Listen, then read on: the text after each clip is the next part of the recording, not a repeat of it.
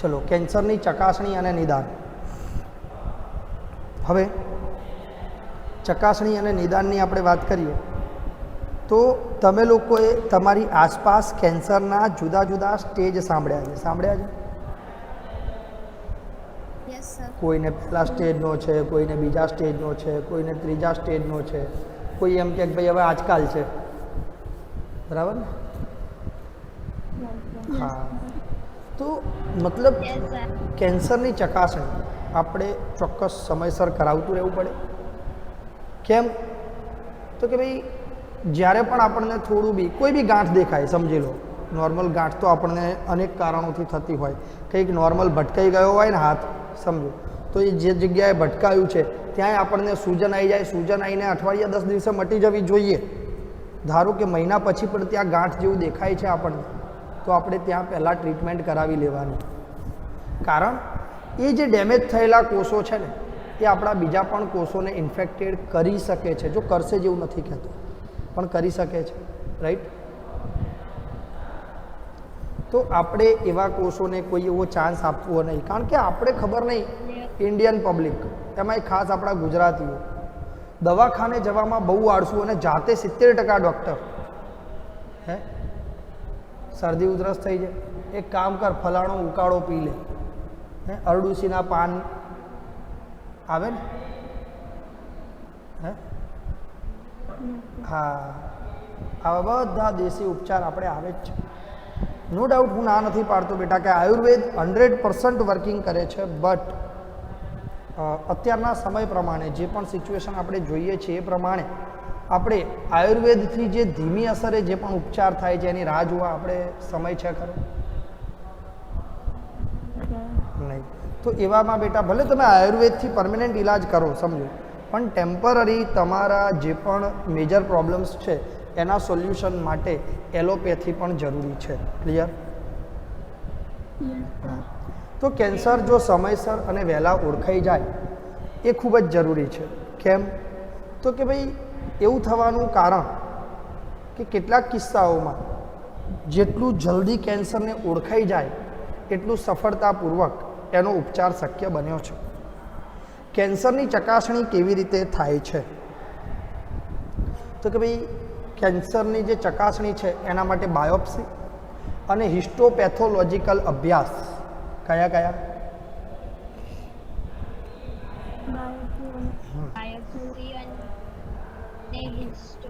Pathological, histopathological, બરાબર.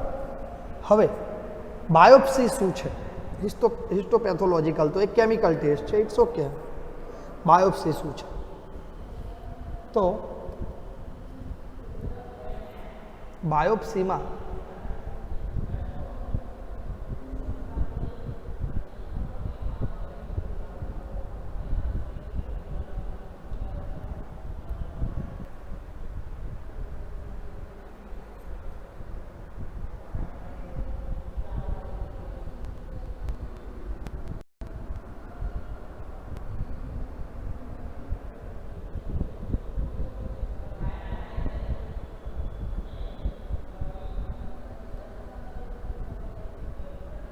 જે તે જગ્યાએ ગાંઠ સર્જાઈ હોય તે જગ્યાએ આવી રીતે જુદા જુદા યંત્રો દ્વારા જે ગાંઠ છે ત્યાંથી કોષો લેવામાં આવે છે. બોલો, આમાં ખબર પડી?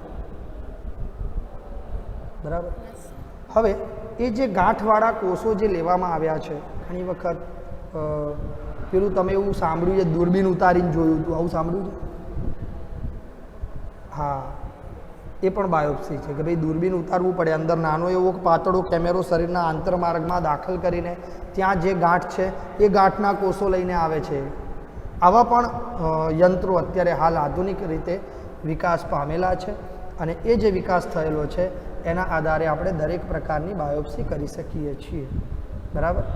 પછી એક અહીંયા જુઓ, આ વ્યક્તિની કમરમાંથી કરોડરજ્જુની આસપાસના કોષો લેવામાં આવે છે. બરાબર. તો એ બોન મેરો, કરોડરજ્જુ એટલે શું? અંદર શું હોય? બોન મેરો હોય ને, અસ્થિમજ્જા. બરાબર. તો એ અસ્થિમજ્જાના કોષો દ્વારા અસ્થિમજ્જાની બાયોપ્સી લ્યુકેમિયા પ્રકારના કેન્સરમાં કરવામાં આવે છે. કયા?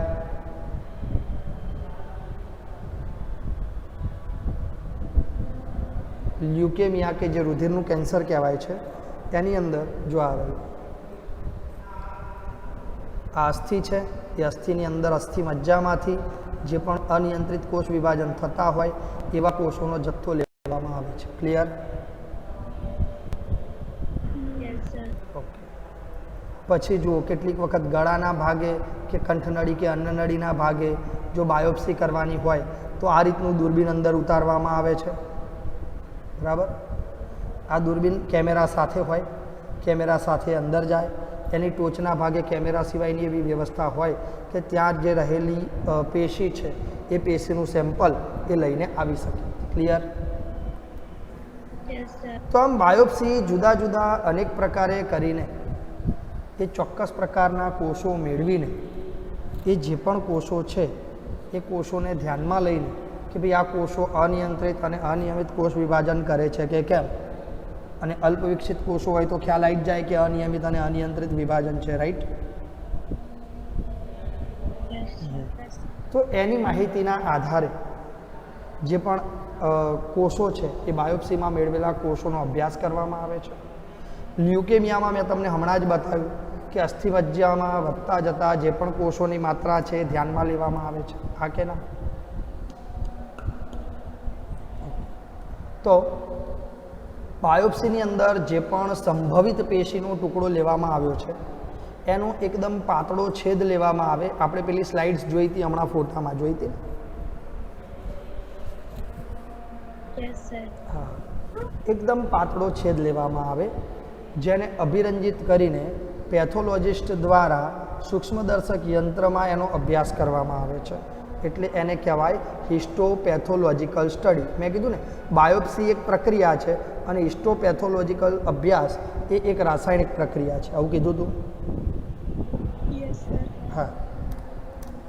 તો શરીરના આંતરિક અંગોના કેન્સરની ચકાસણી માટે એક તો ક્ષકિરણો એટલે કે એક્સરેઝ, રેડિયોગ્રાફી, એના પછી સીટી સ્કેન જેને ફૂલ ફોર્મમાં કહેવાય કોમ્પ્યુટેડ ટોમોગ્રાફી. શું કહેવાય?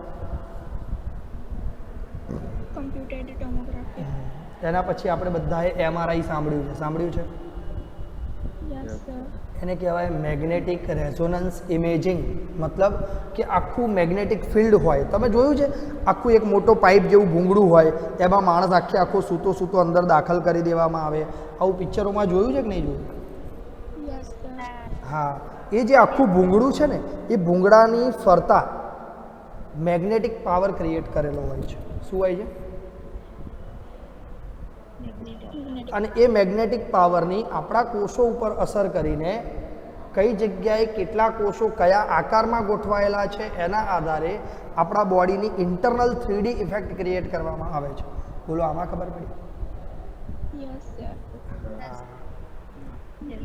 મને તો આવડી ગયું. બોલો, સોરી, તમને આવડી. તો કોમ્પ્યુટેડ ટોમોગ્રાફીમાં એક્સ કિરણનો ઉપયોગ કરીને કોઈ પણ એક અવયવની, મેં કીધું ને હમણાં 3D ચિત્ર રચાવવામાં આવે છે. રાઈટ? હા. ફરક શું છે? તો કે ભાઈ કોમ્પ્યુટર ટોમોગ્રાફી છે એમાં એક્સરેનો ઉપયોગ થાય છે અને એમઆરઆઈ છે એમાં મેગ્નેટિક પાવરનો ઉપયોગ થાય છે. ક્લિયર? ઓકે. તો જો કોમ્પ્યુટેડ ટોમોગ્રાફીમાં એક્સ કિરણોનો ઉપયોગ કરીને એક અવયવની આંતરિક રચનાનું ત્રિપરિમાણીય ચિત્ર મળે છે. જ્યારે એમઆરઆઈની અંદર તીવ્ર ચુંબકીય ક્ષેત્રનું નિર્માણ કરીને બિન આયનિક કિરણોનો ઉપયોગ કરવામાં આવે છે અને આ બિન આયનિક કિરણો આપણી જીવંત પેશીમાં થતા જે પણ પેથોલોજીકલ અથવા તો દેહધાર્મિક ક્રિયાના ફેરફારો છે એ ફેરફારોની માહિતી આપે છે. ક્લિયર? કેટલાક નિશ્ચિત પ્રકારના કેન્સર છે જેના પરીક્ષણ માટે કેન્સર નિર્દિષ્ટ પ્રતિજન, મતલબ કે એના એન્ટીબોડીનો ઉપયોગ કરીને સીધી માહિતી મેળવી લે છે, બાયોપ્સી કરાવતા જ નથી. ફિક્સ છે કે ભાઈ આ પ્રકારનું કેન્સર આ પ્રકારના એન્ટીજનથી બને છે અને એના એન્ટીબોડીઝ જો શરીરમાં દાખલ કરો તો આપણને ખબર છે કે જો એ એન્ટીજન શરીરમાં હાજર હોય તો જ એ એન્ટીબોડી વપરાય. રાઈટ? જો એ એન્ટીબોડી આપણે શરીરમાં નાખ્યા અને એ વપરાઈ ગયા, ઇટ મીન્સ એ વ્યક્તિના શરીરમાં એ ચોક્કસ પ્રકારના એન્ટીબોડીનો ઉપયોગ કરતું કેન્સર હાજર છે, હા કે ના? Yes sir. ધારો કે આપણે એન્ટીબોડી નાખ્યા અને નથી વપરાયા, એમને એમ હાજર રહ્યા, તો એન્ટીજન નથી. એન્ટીજન નથી, એ વ્યક્તિના શરીરમાં જે તે પ્રકારનું કેન્સર હાજર નથી. ક્લિયર? Yes sir. યસ. અહીંયા સુધી સંપૂર્ણ માહિતી દરેક વિદ્યાર્થીને ક્લિયર છે? Yes sir. યસ. ઓકે, ચલો. આનુવંશિક રીતે થવાની સંભાવના, જો આ કેન્સર વારસામાં આવવાની સંભાવના હોય, હોઈ શકે છે. હો, ચોક્કસ પ્રકારના કેન્સર વારસામાં આવી શકે છે. હા, આવા પ્રકારના કેન્સર બહુ જ ઓછા છે, પણ છે ખરા. તો જો વારસાગત રીતે, આનુવંશિક રીતે આ કેન્સર થવાની સંભાવના હોય, તેવા ચોક્કસ પ્રકારના કેન્સરનું નિદાન આણ્વીય જીવવિજ્ઞાનની મદદથી આપણે જનીનોનું પરીક્ષણ કરીએ છીએ. સમજો, જનીનનું પરીક્ષણ કરીને જે તે જનીન આ પ્રકારના કેન્સર માટે જવાબદાર હોય, સમજી લો, જે તે જનીન આ પ્રકારના કેન્સર માટે જવાબદાર હોય, તે જનીનની અંદર એ બાળકના જે ગર્ભ વિકાસ છે, ઇન બિટવીન જ ચોક્કસ પ્રકારના રસાયણોની પ્રક્રિયા દ્વારા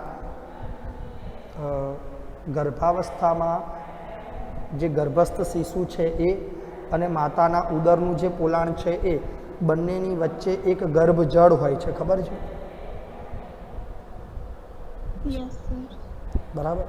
તો એ જે જળ છે એ જળની અંદર ચોક્કસ પ્રકારના રસાયણો દાખલ કરીને અથવા માતાના ઉદરમાં જે જરાયું છે, જેને આપણે ગર્ભનાળ કહીએ છીએ, એના દ્વારા ચોક્કસ પ્રકારના રસાયણો દાખલ કરીને જે પણ આવા જનીનો છે એ જનીનોને નિષ્ક્રિય કરીને એ બાળકમાં આ પ્રકારનું કેન્સર આવતું અટકાવી શકાય છે.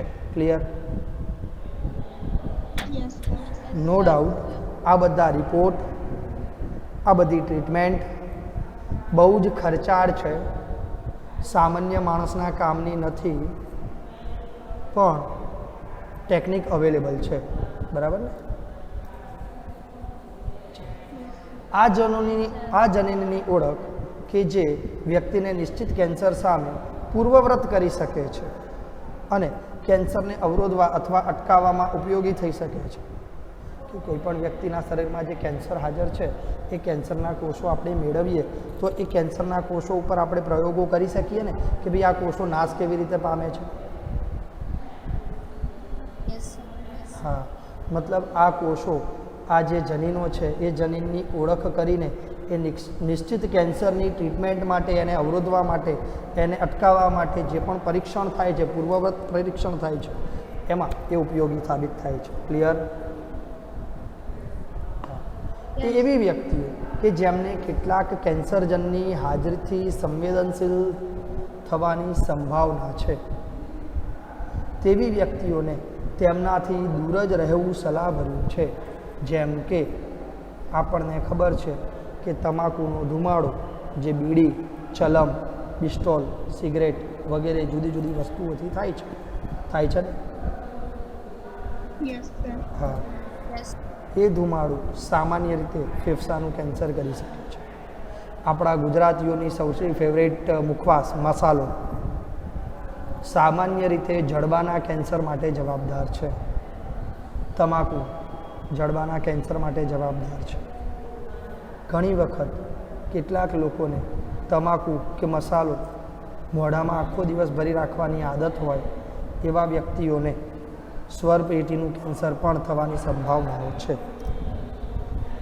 હવે આપણે એનું નિદાન કેવી રીતે થાય, કે આપણે ઓળખ કઈ રીતે કરી શકીએ કે કેન્સર થયું છે, એના વિશે માહિતી મેળવી. હવે આપણે એવી માહિતી મેળવીશું કે કેન્સરની સારવાર કેવી રીતે થાય છે, મેળવીશું ને? યસ. હા, ચાલો જોઈએ. તો કે ભાઈ કેન્સરની સારવાર માટે સામાન્ય રીતે શસ્ત્રક્રિયા એટલે કે ઓપરેશન, વિકિરણ સારવાર, આ સારવાર તમે બહુ સાંભળી છે. કેન્સરમાં ફલાણા ભાઈને શેક અપાવવામાં આવ્યા, બહુ સાંભળ્યું છે. Yes yes. સર. એ શેક એટલે કે ગરમ પાણીની કોથળીથી આપણે પેલું કમરમાં દુખાવો થાય ને ઘરે કરીએ એવો શેક હોય? તો ઘેર ના કરી લઈએ? હે, કરી લઈએ કે ના કરી લઈએ? હા, એ શેક એટલે એ વિકિરણ છે કે ભાઈ બહુ જ ઊંચી તીવ્રતાવાળા વિકિરણ દ્વારા જે તે વિસ્તારની અંદર ગાંઠ થઈ છે, જે કેન્સરની ગાંઠ છે, એ ગાંઠમાં જે પણ વધારાના કોષો છે એ વધારાના કોષોને આ વિકિરણની ઉર્જા દ્વારા બાળી નાખવામાં આવે છે. આમાં ખબર પડી? Yes, sir. એટલે જ તમે જોયું હશે કે જે તે વ્યક્તિને વિકિરણની સારવાર આપવામાં આવે એના શરીરમાં એટલી બધી ગરમી થઈ જાય છે, ત્યારબાદ કેન્સરની ટ્રીટમેન્ટ બાદ વાળ ખરી જાય છે. એ માણસ ઉનાળામાં રહી નથી શકતો, એસી કદાચ ફૂલ ટાઈમ એને ચાલુ રાખવું પડે, રાઈટ? Yes, sir. હા. અને પછી એની પ્રતિકારકતાનો જે પણ દવાઓ છે 3 પ્રકાર. એક શસ્ત્રક્રિયા એટલે કે ઓપરેશન, કે જે પણ કેન્સરની ગાંઠ છે એ કાઢી નાખી, ઓપરેશનથી પતી ગયું. બીજું વિકિરણ, તો કે ભાઈ ગાંઠ જે કાઢી નાખી છે એ સિવાય આજુબાજુના કોષો જે ઇન્ફેક્ટેડ છે એને આપણે શેક આપીને બાળી નાખીએ છીએ. અને ત્રીજું પ્રતિકારકતા એટલે કે એની જે દવાઓ છે, કેમિકલ ટ્રીટમેન્ટ છે એ આપવામાં આવે છે. કેમ? કારણ કે ભવિષ્યમાં ફરીથી આ વસ્તુ બને નહીં. ક્લિયર? Yes, sir. તો વિકિરણ સારવારમાં ગાંઠને ઘાતક રૂપે વિકિરણની સારવાર આપવામાં આવે છે, પરંતુ તેની આસપાસના સામાન્ય કોષોને ઈજા ન થાય તેની ખાસ કાળજી લેવામાં આવે છે. કેટલાક રસાયણ ચિકિત્સક ઔષધો, ટૂંકમાં આપણે દવાઓ કહી શકીએ? Yes, sir. હા, તો આ વાંધો નહીં. તો કેટલાક રસાયણ ચિકિત્સક ઔષધો એટલે આપણી દવાઓ. સાલું કે દવા માટે ક્યાંક પ્રતિજૈવિક દ્રવ્ય છે, ક્યાંક રસાયણ ચિકિત્સક ઔષધો છે. શું યાદ રાખવું ખબર નહીં પડતી, નહીં? ચલો, કેટલાક રસાયણો દવાઓના ઉપયોગથી કેન્સરગ્રસ્ત કોષોનો નાશ કરવામાં આવે છે, પણ એટલી બધી રાહ જોવાનો કેન્સરમાં ટાઈમ હોતો હોય નહીં. આમાંના કેટલાક ચોક્કસ ગાંઠ માટેના નિશ્ચિત હોય છે રસાયણો, અને મોટા ભાગની દવાઓની આડઅસર છે. કઈ કઈ મેં તમને કીધું? વાળ ખરી જાય છે. એનિમિયા એક પ્રકારનું રુધિરનું કેન્સર છે, બરાબર? જે સિકલ સેલ એનિમિયા આપણે ચેપ્ટર નંબર 5માં અભ્યાસ કરીશું. ચલો, મોટે ભાગે કેન્સરમાં શસ્ત્રક્રિયા, વિકિરણ અને રસાયણની સંયુક્ત સારવાર આપવામાં આવે છે. શસ્ત્રક્રિયા એટલે મેં કીધું એમ પહેલાં ઓપરેશન થાય. ઓપરેશન થયા પછી તો કે ભાઈ ઓપરેશન કર્યા પછી આસપાસના જે થોડા ઘણા ઇન્ફેક્ટેડ કોષો છે કે જે ઓપરેશનમાં નથી નીકળ્યા એને વિકિરણ સારવાર દ્વારા બાળી નાખવામાં આવે છે. અને પછી રસાયણ એટલે કે દવાઓ દ્વારા આજુબાજુના બીજા કોષો હવેથી ઇન્ફેક્ટેડ ન થાય એના માટેની પણ સારવાર આપવામાં આવે છે. બોલો, ક્લિયર? Yes, sir. કોઈને આમાં કંઈ ડાઉટ ખરો? No, sir. ઓકે. ગાંઠના કોષો પ્રતિકાર તંત્ર દ્વારા ઓળખ અને નાશથી બચી જાય છે. કોના દ્વારા? કોના દ્વારા બચે છે? મને કારણ આપશો કેમ બચી જાય છે? કારણ આપશો?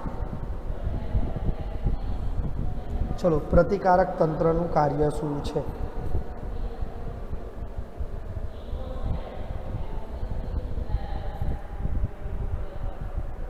કોણ કહેશે?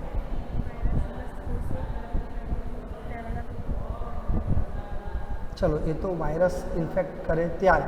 ધારો કે વાયરસ સિવાય અન્ય ઘટકો ઇન્ફેક્ટ કરે છે તો એ સ્વજાત અથવા પરજાત ઘટકને ઓળખવાનું ગુણધર્મ ધરાવે છે. અને જે પણ પરજાત છે એટલે કે જેને એ નથી ઓળખતું પ્રતિકારક તંત્ર, એનો પ્રતિકાર કરે છે, રાઈટ? Yes. પણ આ ગાંઠ તો આપણા જ કોષોના કોષ વિભાજન દ્વારા સર્જાય છે ને. Yes, sir. મતલબ આ કોષોને તે ઓળખે છે પણ શું કહે છે કે આ તો આપણા જ છે, બરાબર ને? એટલે બિચારું એને અટકાવે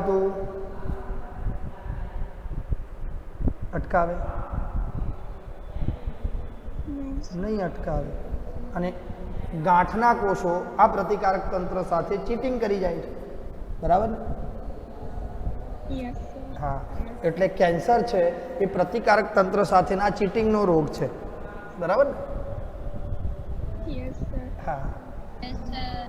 તો માટે જ દર્દીઓને જૈવિક પ્રતિચાર રૂપાંતરકો કહેવાતા પદાર્થ જેવા કે જી ઇન્ટરફેરોન આપવામાં આવે છે. જી ઇન્ટરફેરોન આપવાના કારણે શું થાય? આપણે હમણાં કીધું ને રસાયણની સારવાર આપે છે, Yes, sir. એ આ જી ઇન્ટરફેરોન છે. એ શું કરે છે? તો કે ભાઈ પ્રતિકારક તંત્રને સક્રિય કરે છે કે ભાઈ તારા ઘરમાં ઘૂસીને લોકો તારા ને તારા તને મારે છે, તેમને ઓળખ, બરાબર ને? હે, Yes, sir. આપણા જ ઘરમાં આપણો જ દુશ્મન હોય પણ આપણે એને ઓળખતા હોઈએ, નહીં. અને જ્યાં સુધી એને ના ઓળખીએ ને ત્યાં સુધી આપણને ઊંચા તો ના જ આવવા દે જિંદગીમાં, આવવા દે. No, sir. હા, ગમે એમ કરીને ટાંટિયા ખેંચીને નીચે લાવે, બાકી તમને ઊંચા ના થાય. થઈ જુઓ, ખબર પડે. આ કહાની ઘર ઘર કી છે. તો સામાન્ય રીતે કે ભાઈ જી ઇન્ટરફેરોન એ પ્રતિકારક તંત્રને આવા ઘૂસણખોરોની ઓળખ કરાવે છે. ક્લિયર? Yes, sir. અને એ ગાંઠનો નાશ કરવા માટે મદદરૂપ થાય છે. બોલો, અહીં સુધી ખબર પડી?